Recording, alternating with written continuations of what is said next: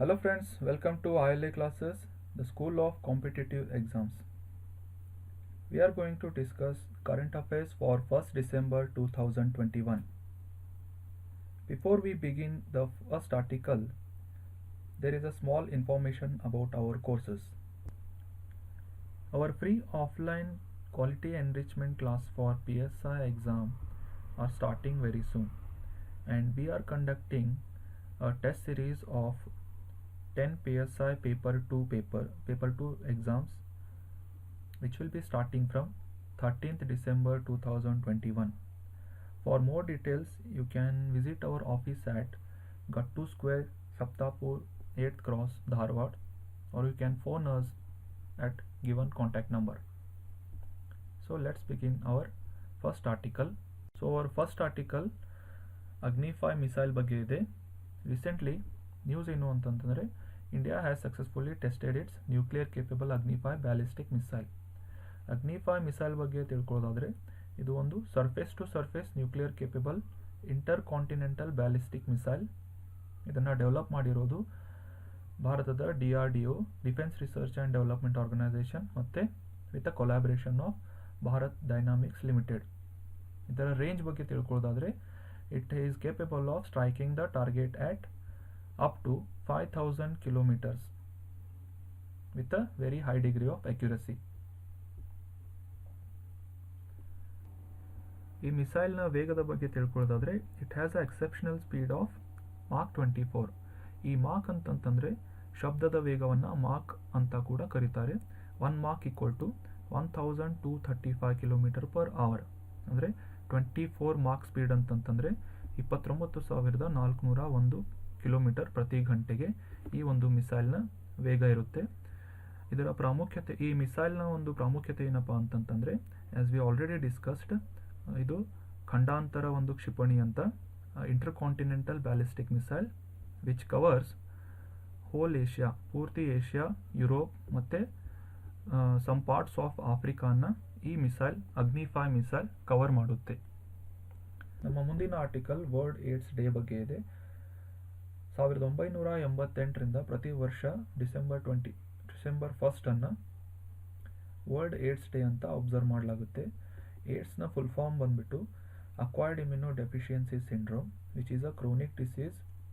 ಯಾವ ಒಂದು ವೈರಸ್ನಿಂದ ಈ ಏಡ್ಸ್ ಬರುತ್ತೆ ಅಂತಂದರೆ HIV, human immuno deficiency virus.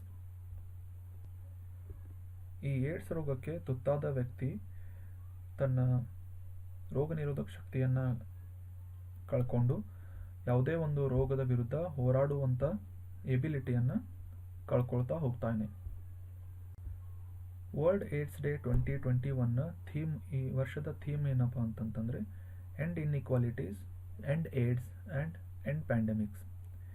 ಈ ಏಡ್ಸ್ ರೋಗ ಯಾವ ಕಾರಣಗಳಿಂದ ಹರಡುತ್ತೆ ಅಂತ ತಿಳ್ಕೊಳ್ಳೋಣ. ಮೊದಲನೇದಾಗಿ by contracting the infected person body fluids.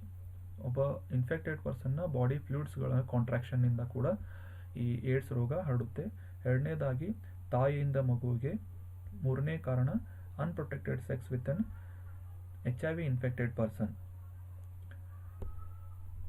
And the last reason is sharing injection needles, razor blades and knives. ಈ ರೀತಿಯ ಶಾರ್ಪ್ ಟೂಲ್ಸ್ಗಳಿಂದ ಶೇರ್ ಮಾಡೋದ್ರಿಂದ ಕೂಡ ಏಡ್ಸ್ ರೋಗ ಹರಡುತ್ತೆ ಅಂತ ಹೇಳಲಾಗಿದೆ. ನಮ್ಮ ಮುಂದಿನ ಆರ್ಟಿಕಲ್ ರಾಣಿ ಹೋ ವಾಂಗ್ ಓಕೆ ಇವರ ಬಗ್ಗೆ ಇದೆ. ಅಯೋಧ್ಯದಲ್ಲಿರುವ ಸರಾಯು ನದಿ ದಂಡೆಯಲ್ಲಿನ ರಾಮ್ ಕಥಾ ಪಾರ್ಕ್, ಈ ಒಂದು ಪಾರ್ಕ್ನ ಹೆಸರನ್ನು ಬದಲಾಯಿಸಿ ಕ್ವೀನ್ ಹೋ ವಾಂಗ್ ಓಕೆ ಮೆಮೋರಿಯಲ್ ಪಾರ್ಕ್ ಅಂತ ಇಡಲಾಗಿದೆ. ಈ ರಾಣಿಯ ಬಗ್ಗೆ ತಿಳ್ಕೊಳ್ಳೋದಾದರೆ ಇವರು ಕೊರಿಯಾದ ರಾಣಿಯಾಗಿದ್ದರು. It is believed that to have been born princess ಅಂತಂದರೆ ಸೂರಿ ರತ್ನ ಅನ್ನೋ ಒಬ್ಬ ರಾಜಕುಮಾರಿ, ಅಯೋಧ್ಯಾದ ರಾಜಕುಮಾರಿ ಆಗಿದ್ರು ಅಂತ ಹೇಳಲಾಗ್ತಾ ಇದೆ. ಇವರ ತಂದೆ ಪದ್ಮಸೇನ ಮತ್ತು ತಾಯಿ ಇಂದುಮತಿ. ಈ ಪದ್ಮಸೇನ ರಾಜ ಏನಿದ್ದ ಇವರು ಕೌಶಲ ದೇಶದ ರಾಜ್ಯವನ್ನು ಆಳ್ತಾ ಇದ್ದರು. ಈ ಕೌಶಲ ದೇಶವು ಈಗಿನ UP, ಉತ್ತರ ಪ್ರದೇಶದಿಂದ ಒಡಿಶಾದವರೆಗೆ ವಿಸ್ತರಿಸಿತು. ನಮ್ಮ ಮುಂದಿನ ಆರ್ಟಿಕಲ್ ತಜ್ಕಿಸ್ತಾನದಲ್ಲಿರುವ ಮಿಲಿಟರಿ ಬೇಸ್ ಬಗ್ಗೆ ಇದೆ. ನ್ಯೂಸ್ ಏನು ಅಂತಂತಂದರೆ, ಮಿಲಿಟ್ರಿ ಬೇಸ್, ತಜಿಕಿಸ್ತಾನದಲ್ಲಿರುವ ಮಿಲಿಟ್ರಿ ಬೇಸ್ನ ಕಂಪ್ಲೀಟ್ ಕಂಟ್ರೋಲನ್ನು ಚೈನಾ ತಗೊಂಡಿದೆ ಅಂತ ಹೇಳಲಾಗ್ತಾ ಇದೆ. ತಜಿಕಿಸ್ತಾನ್ ಬಗ್ಗೆ ತಿಳ್ಕೊಳ್ಳೋದಾದರೆ ಇದರ ಮ್ಯಾಪ್ನಲ್ಲಿ ಇದರ ಲೊಕೇಶನ್ನ ತಿಳ್ಕೊಳ್ಳೋಣ. ಇದು ತಜಿಕಿಸ್ತಾನ್ ದೇಶ ಭಾರತದ ವಾಯುವ್ಯ ಭಾಗದಲ್ಲಿ ಇದೆ. ಇದರ ಬಾರ್ಡರ್ ಕಂಟ್ರೀಸ್ಗಳಂತಂತಂದರೆ ಉಜ್ಬೇಕಿಸ್ತಾನ್, ಕಿರ್ಗಿಸ್ತಾನ್, ಚೈನಾ ಮತ್ತು ಅಫ್ಘಾನಿಸ್ತಾನ್. ಇಲ್ಲಿ ನೋಡ್ಬೋದು ನೀವು, ತಜಿಕಿಸ್ತಾನ್ ಭಾರತ ಮತ್ತು ಪಾಕಿಸ್ತಾನದೊಂದಿಗೆ ಯಾವುದೇ ಒಂದು ಬಾರ್ಡರನ್ನು ಶೇರ್ ಮಾಡೋದಿಲ್ಲ. ಓಕೆ, ತಜಿಕಿಸ್ತಾನ್ ಏನಿದೆ ಇದರ ರಾಜಧಾನಿ ಯಾವುದು ಅಂತಂದರೆ ದಾಶುನ್ಬೆ. ಈ ತಜಿಕಿಸ್ತಾನದ location is located near the Pamir mountains near Afghanistan. ಈ ಒಂದು ತಜಿಕಿಸ್ತಾನದ ಮಿಲಿಟ್ರಿ ಬೇಸ್ ಏನಿದೆ, ಚೈನಾದ ಮಿಲಿಟ್ರಿ ಬೇಸ್ ಏನಿದೆ, ಇದು ಪಾಮೀರ್ ಗ್ರಂಥಿ ಏನಂತವೆ ಅಲ್ಲಿ ಕೆಲವೊಂದು ಮೌಂಟನ್ಸ್ಗಳಿದ್ದಾವೆ. ಆ ಮೌಂಟನ್ ಹತ್ತಿರದ ಅಫ್ಘಾನಿಸ್ತಾನ್ ಬಾರ್ಡರ್ ಹತ್ತಿರ ಈ ಒಂದು ಚೈನಾದ ಮಿಲಿಟ್ರಿ ಬೇಸ್ ಇದೆ ಅಂತ ಹೇಳಲಾಗ್ತಾ ಇದೆ. ಈ ಮಿಲಿಟ್ರಿ ಬೇಸ್ ತಜಿಕಿಸ್ತಾನದಲ್ಲಿ ಇರೋದು ಅಂತಂದರೆ ಚೈನಾದಷ್ಟೇ ಅಲ್ಲ, ಭಾರತ ಮತ್ತು Russia already have a military presence in Tajikistan.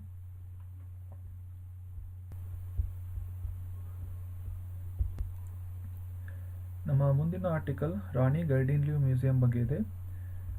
ರೀಸೆಂಟಾಗಿ ನಮ್ಮ ಹೋಮ್ ಮಿನಿಸ್ಟರ್ ಅಮಿತ್ ಶಾ ಅವರು ವಿಡಿಯೋ ಕಾನ್ಫರೆನ್ಸಿಂಗ್ ಮೂಲಕ ರಾಣಿ ಗೈಡಿನ್ಲ್ಯೂ ಟ್ರೈಬಲ್ ಫ್ರೀಡಮ್ ಫೈಟರ್ಸ್ ಮ್ಯೂಸಿಯಂ ಅನ್ನು ಮಣಿಪುರದಲ್ಲಿ ಶಂಕುಸ್ಥಾಪನೆ ಮಾಡಿದರು. ಈ ಮ್ಯೂಸಿಯಂನ ಲೊಕೇಶನ್ ಅಂತಂತಂದರೆ ಇದು ಮಣಿಪುರದ ತಮೆಂಗ್ಲಾಂಗ್ ಡಿಸ್ಟ್ರಿಕ್ಟ್ನ ಲೋಂಗ್ಕಾओ ವಿಲೇಜ್ನಲ್ಲಿದೆ. ಇದು ಈ ಒಬ್ಬ ಸ್ವತಂತ್ರ ಹೋರಾಟಗಾರ್ತಿಯಾದ ರಾಣಿ ಗೈಡಿನ್ಲ್ಯೂ ಇವರ ಒಂದು ಜನ್ಮಸ್ಥಾನವಾಗಿದೆ. ಈ ಒಂದು ಮ್ಯೂಸಿಯಮನ್ನು ಕಟ್ಟೋದಕ್ಕೆ ಮಿನಿಸ್ಟ್ರಿ ಆಫ್ ಟ್ರೈಬಲ್ ಅಫೇರ್ಸ್ನಿಂದ ಫಂಡಿಂಗ್ ಬರುತ್ತೆ. ಈ ರಾಣಿ ಗೈಡಿನ್ಲ್ಯೂ ಅವರ ಬಗ್ಗೆ ತಿಳ್ಕೊಳ್ಳೋದಾದರೆ, ಇವರು ಆಲ್ರೆಡಿ ಡಿಸ್ಕಸ್ ಮಾಡಿರೋ ಹಾಗೆ ಇವರು ಒಬ್ಬ ಸ್ವತಂತ್ರ ಹೋರಾಟಗಾರ್ತಿಯಾಗಿದ್ದರು. ಇವರ ಜನ್ಮ ಜನವರಿ 26, 1915ರಲ್ಲಿ ಲೋಂಗ್ಕಾओ ವಿಲೇಜ್, ತಮೆಂಗ್ಲಾಂಗ್ ಡಿಸ್ಟ್ರಿಕ್ಟ್ ಆಫ್ ಮಣಿಪುರ್ನಲ್ಲಿ ಆಗಿತ್ತು. ಮತ್ತು ಇವರು ಒಬ್ಬ ಸ್ಪಿರಿಚುವಲ್ ಮತ್ತು ಪೊಲಿಟಿಕಲ್ ಲೀಡರ್ ಆಗಿದ್ದರು, ಹೂ ಬಿಲಾಂಗ್ಸ್ ಟು ರಾಂಗ್ಮೈ ಟ್ರೈಬ್. ರಾಂಗ್ಮೈ ಅನ್ನೋ ಒಂದು ಬುಡಕಟ್ಟು ಜನಾಂಗಕ್ಕೆ ಸೇರಿದವರಾಗಿದ್ದರು. ಇದು ಮಣಿಪುರದಲ್ಲಿ ಈ ಒಂದು ಬುಡಕಟ್ಟು ಜನಾಂಗ ಕಾಣಸಿಗುತ್ತೆ. ರಾಣಿ ಗೈಡಿನ್ಲ್ಯೂ ಅವರು ತಮ್ಮ 13ನೇ ವಯಸ್ಸಿನಲ್ಲಿ ಸ್ವತಂತ್ರ ಹೋರಾಟದಲ್ಲಿ ಧುಮುಕ್ತಾರೆ ಮತ್ತು ಇವರು ಸೋಷಿಯಲ್ ಮತ್ತು ಸೋಷಿಯೋ ಪೊಲಿಟಿಕಲ್ ಮೂವ್ಮೆಂಟ್ನಲ್ಲಿ ಬ್ರಿಟಿಷರ ವಿರುದ್ಧ ಹೋರಾಡ್ತಾರೆ. 1932ರಲ್ಲಿ ಇವರನ್ನು ಲೈಫ್ ಟೈಮ್ ಇಂಪ್ರಿಸನ್ಮೆಂಟ್ಗೆ ಹಾಕಲಾಗುತ್ತೆ. ಮತ್ತು 14 ವರ್ಷಗಳ ನಂತರ, ಯಾವಾಗ 1947ರಲ್ಲಿ ಭಾರತಕ್ಕೆ ಸ್ವತಂತ್ರ ಸಿಗುತ್ತೆ, ಆವಾಗ ಇವರನ್ನು ಜೈಲಿನಿಂದ ರಿಲೀಸ್ ಮಾಡಲಾಗುತ್ತೆ. ನಮ್ಮ ಮುಂದಿನ article Indira Gandhi peace prize 2021 ಬಗ್ಗೆ ಇದೆ.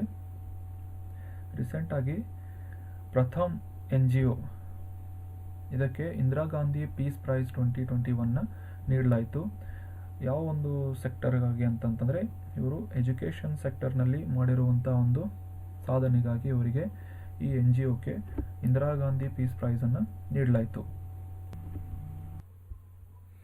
ಪ್ರಥಮ್ NGO ಬಗ್ಗೆ ತಿಳ್ಕೊಳ್ಳೋದಾದರೆ, ಇದು ಒಂದು non government organisation which is created to improve the education quality in India. ಈ ಪ್ರಥಮ್ NGO ಏನಿದೆ, ಇದು ಪ್ರತಿ ವರ್ಷ ಒಂದು ರಿಪೋರ್ಟನ್ನು ರಿಲೀಸ್ ಮಾಡುತ್ತೆ ಸರ್ವೆ ಮಾಡೋದ್ರ ಮೂಲಕ. ಅದರ ಹೆಸರು ಅಂತಂದರೆ ಏಸರ್ ರಿಪೋರ್ಟ್ ಅಂತ. Acer stands for annual status of education report. ಇನ್ನು ಈ ಇಂದಿರಾ ಗಾಂಧಿ ಪೀಸ್ ಪ್ರೈಸ್ ಬಗ್ಗೆ ತಿಳ್ಕೊಳ್ಳೋದಾದರೆ, ಈ ಒಂದು ಅವಾರ್ಡನ್ನು 1968ರಿಂದ ಪ್ರತಿ ವರ್ಷ Shrimati farmer prime minister Shrimati Indira Gandhi ಅವರ ಹೆಸರಿನಲ್ಲಿ ಇಂದಿರಾ ಗಾಂಧಿ ಮೆಮೋರಿಯಲ್ ಟ್ರಸ್ಟ್ ವತಿಯಿಂದ ಪ್ರತಿ ವರ್ಷ 25 ಲಕ್ಷ ರೂಪಾಯಿ ಮತ್ತು ಒಂದು ಸೈಟೇಷನ್ ಅಂತಂದರೆ ಈ ರೀತಿ ಒಂದು ಅವಾರ್ಡನ್ನು ನೀಡಲಾಗುತ್ತೆ. ನಮ್ಮ ಮುಂದಿನ ಆರ್ಟಿಕಲ್ ಒಂದು ಪುಸ್ತಕದ ಬಗ್ಗೆ ಇದೆ. ರೀಸೆಂಟಾಗಿ Indian innings the journey of Indian cricket from 1947 ಈ ಒಂದು ಪುಸ್ತಕವನ್ನು ರಿಲೀಸ್ ಮಾಡಲಾಗಿದೆ. ಈ ಒಂದು ಪುಸ್ತಕದ ಆಥರ್ ಯಾರು ಅಂತಂತಂದರೆ ಅಯಾಜ್ ಮೆಮನ್. ಈ ಒಂದು ಪುಸ್ತಕವನ್ನು ಬರೆದಿದ್ದಾರೆ. ಇನ್ನು ಈ ಪುಸ್ತಕದ ಬಗ್ಗೆ ಹೇಳುವುದಾದರೆ ಇದು ಭಾರತದ ಕ್ರಿಕೆಟ್ನ ಒಂದು ಮಾಹಿತಿಗಳ ಸಂಗ್ರಹ, 70 ವರ್ಷಗಳ ಮಾಹಿತಿಗಳ ಸಂಗ್ರಹ ಅಂತ ಹೇಳ್ಬೋದು. ಇದರಲ್ಲಿ ಫೇಮಸ್ ವಿಕ್ಟ್ರೀಸ್ ಅಂತಂತಂದರೆ ಭಾರತದ ಸಾಕಷ್ಟು ಗೆಲುವುಗಳು, for example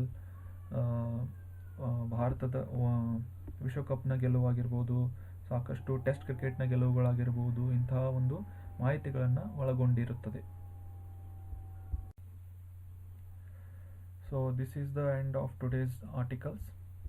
Let's have a quick revision. ಇಲ್ಲಿ ಕೆಲವೊಂದು ಸ್ಟೇಟ್ಮೆಂಟ್ಗಳನ್ನು ಕೊಡಲಾಗಿದೆ based upon the discussions we had earlier. First statement ಬಂದ್ಬಿಟ್ಟು ಅಗ್ನಿ 5 is a surface to surface nuclear capable intercontinental ballistic missile ಅಂತ ಹೇಳಲಾಗಿದೆ. ಈ ಸ್ಟೇಟ್ಮೆಂಟ್ ಕರೆಕ್ಟ್ ಆಗಿದ್ದರೆ, ಸರಿಯಾಗಿದ್ದರೆ ಟ್ರೂ ಅಂತ ಹೇಳಬೇಕು, ಇಲ್ಲದಿದ್ದರೆ ಫಾಲ್ಸ್ ಅಂತ ಹೇಳಬೇಕು. So the answer for this statement is true. As we already discussed in our very first article, Agni 5 is a surface to surface nuclear capable intercontinental ballistic missile which is developed by DRDO and Bharat Dynamics Limited. ನಮ್ಮ second statement ಬಂದ್ಬಿಟ್ಟು this year the theme of World AIDS Day is End Inequalities, End AIDS and End Pandemics. This statement is also true. So ಈ ವರ್ಷದ theme end inequalities, end AIDS and end pandemic ಅಂತ ಇತ್ತು. ಮುಂದಿನ statement Queen Heo Hwang Ok memorial park is located besides bank of river Ganga. So this statement ಏನಾಯಿತು, ತಪ್ಪಾಗಿದೆ, means false ಅಂತ ಹಾಕಬೇಕು. As we already discussed, ಈ ಮೆಮೋರಿಯಲ್ ಪಾರ್ಕ್ ಏನಿದೆ ಇದು ಅಯೋಧ್ಯದ ಸರಾಯು ನದಿಯ ದಡದಲ್ಲಿದೆ, ನಾಟ್ ಗಂಗಾ. ಸೊ ಗಂಗಾ ಇದು wrong. The right answer is river Sarayu. Next statement is the capital of Tajikistan is Istanbul. So this statement is also wrong. We already discussed in the article that the capital of Tajikistan is Dushanbe, not Istanbul. Next statement is Rani Gaidinliu Tribal Freedom Fighters Museum is located in Assam. ಈ statement ಕೂಡ false ಆಗುತ್ತೆ. As we already discussed, Rani Gaidinliu tribal museum ಏನಿದೆ ಇದು, freedom fighter museum ಏನಿದೆ ಇದು ಮಣಿಪುರದಲ್ಲಿದೆ, not in Assam. ಇವರು ಒಬ್ಬ ಸ್ವತಂತ್ರ ಚಳುವಳಿಗಾರ್ತಿಯಾಗಿದ್ದರು, ರಾಣಿ ಗೈಡಿನ್ಲಿಯು ಅವರು. ಇವರು ಮಣಿಪುರದವರು. ಮುಂದಿನ statement ASER report is released by Pratham NGO. ಈ ಸ್ಟೇಟ್ಮೆಂಟ್ ಕೂಡ ಸರಿಯಾಗುತ್ತೆ. As we already discussed, Pratham NGOಗೆ ನಾನ್ ಗವರ್ಮೆಂಟ್ ಆರ್ಗನೈಸೇಷನ್ ಇದು ಎಜುಕೇಷನ್ ಕ್ಷೇತ್ರದಲ್ಲಿ, ಶಿಕ್ಷಣದ ಕ್ಷೇತ್ರದಲ್ಲಿ ಮಾಡಿರುವ ಒಂದು ಸಾಧನೆಗಾಗಿ ಇದಕ್ಕೆ ಇಂದಿರಾ ಗಾಂಧಿ ಪೀಸ್ ಪ್ರೈಸ್ ಅವಾರ್ಡನ್ನು ಕೊಡಲಾಗಿದೆ. 2021 ಇಂದಿರಾ ಗಾಂಧಿ ಪೀಸ್ ಪ್ರೈಸ್ ಯಾರಿಗೆ ಕೊಟ್ಟಿದ್ದಾರೆ, ಪ್ರಥಮ್ NGOಗೆ ಕೊಡಲಾಗಿದೆ. ಇದು ರಿಪೋರ್ಟನ್ನು ಪ್ರತಿ ವರ್ಷ ಒಂದು ರಿಪೋರ್ಟನ್ನು ರಿಲೀಸ್ ಮಾಡುತ್ತೆ, ಏಸರ್ ರಿಪೋರ್ಟ್ ಅಂತ, which is related to education sector. Next statement Indian innings the journey of Indian cricket from 1947 is written by Salman Rushdie. ಈ ಸ್ಟೇಟ್ಮೆಂಟ್ ತಪ್ಪಾಗುತ್ತೆ, because as we discussed, Indian innings ಈ ಪುಸ್ತಕವನ್ನು ಅಯಾಜ್ ಮೆಮೋನ್ ಅವರು ರಚಿಸಿದ್ದಾರೆ, not Salman Rushdie. So the answer is, statement is false. So this is all about today's discussion, friends. Thank you very much for discussion. ಈ ಒಂದು ಡಿಸ್ಕಷನ್ನ PDF ಏನಿದೆ ಇದು ಟೆಲಿಗ್ರಾಮ್ನಲ್ಲಿ ನೀಡಲಾಗುತ್ತೆ. Please join our Telegram to download the PDF. Thank you so much.